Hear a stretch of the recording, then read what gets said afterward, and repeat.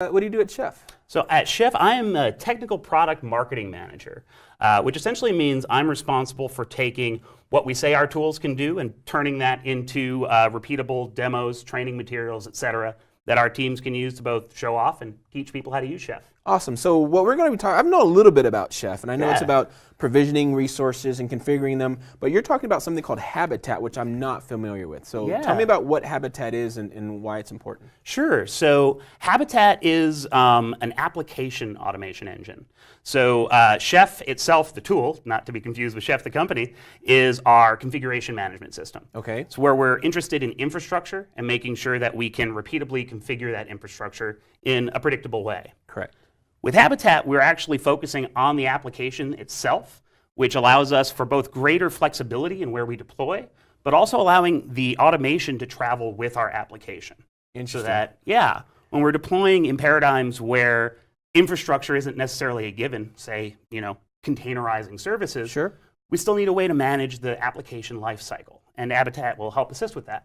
Okay, so in the slide here that you're showing, it looks Yeah. like we have several different components of Habitat. So there's the build, the deploy, and the manage. So is Yeah. the build we're considered basically our CI portion, and then the deploy is our CD portion, and managing it, or is it a little different analogy there? To a certain extent, I think it would basically hook in with CD systems. So Okay. if you're using, Jenkins, Bamboo, what have you, you could use that with this process.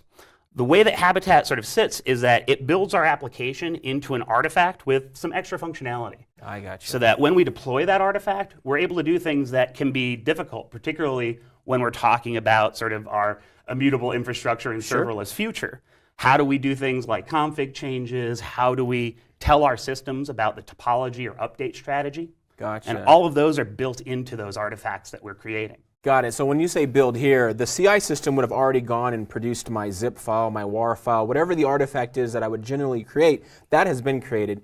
And then the build step of Habitat is taking that and then packaging it with other information that we need to actually do a successful deployment.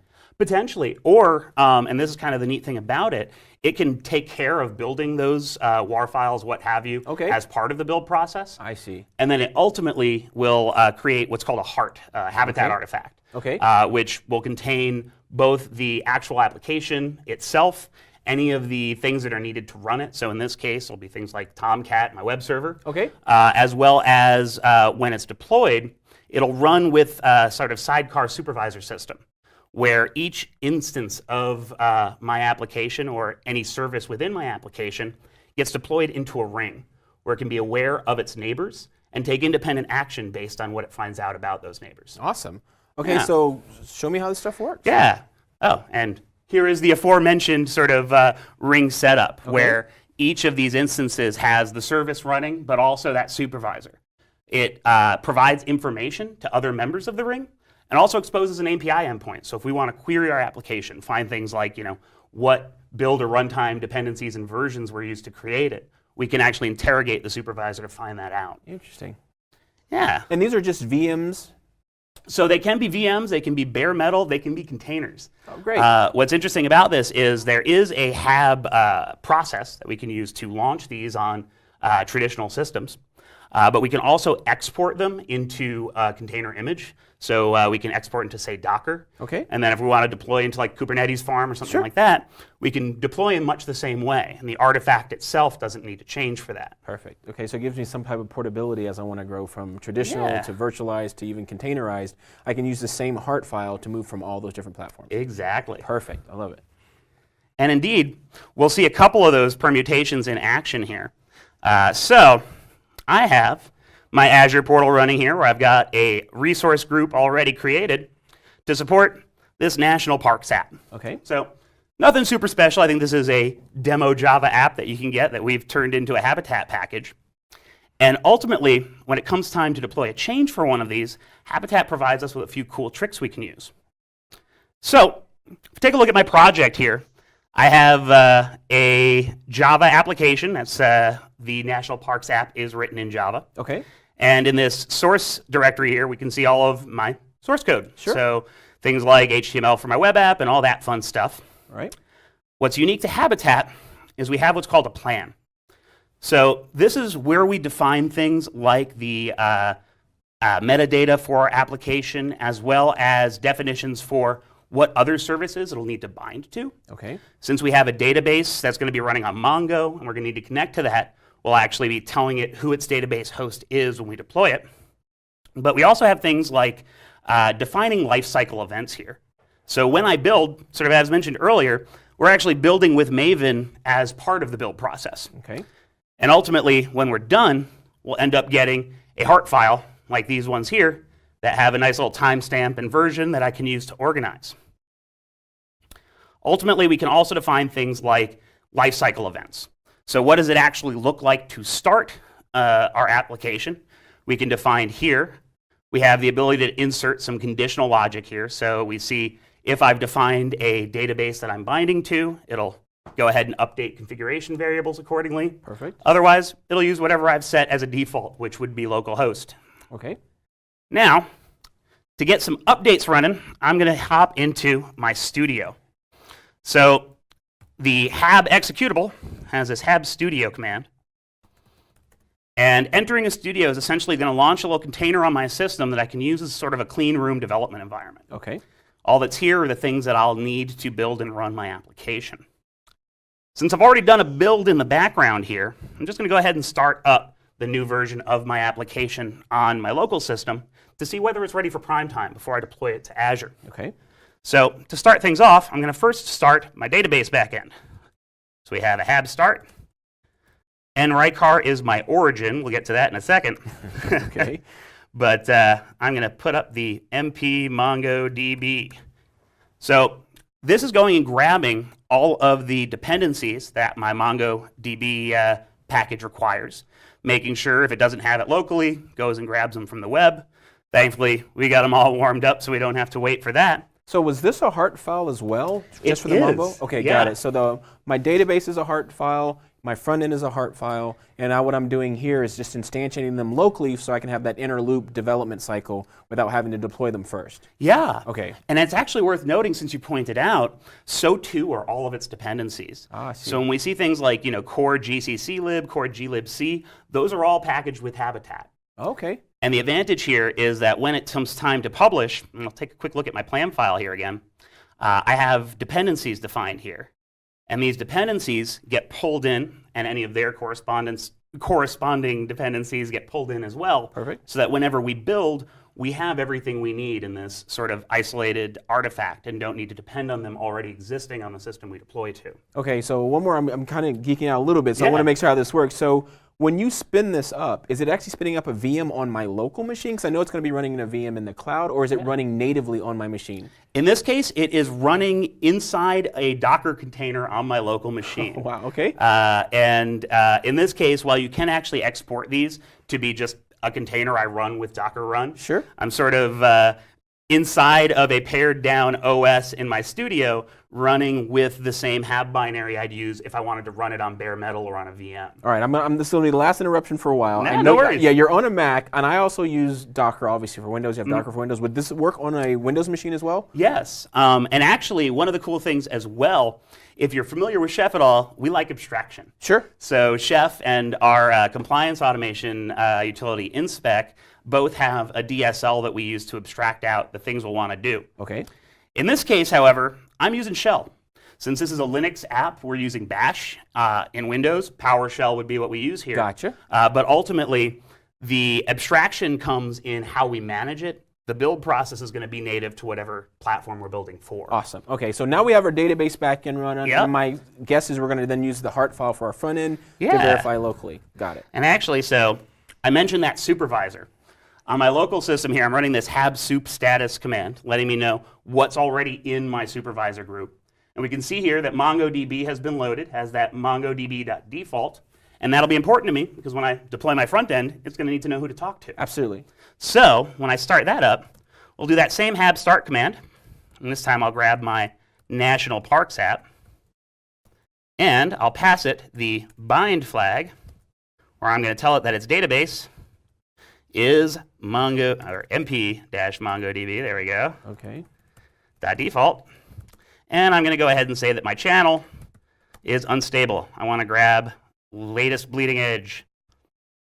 Don't need to worry about update strategy since I'm just doing this on my local system, but you can define how an app should be updated. Okay. Whether we want it to automatically pull in new updates when they're promoted. You can even set up things for rolling updates when they get promoted.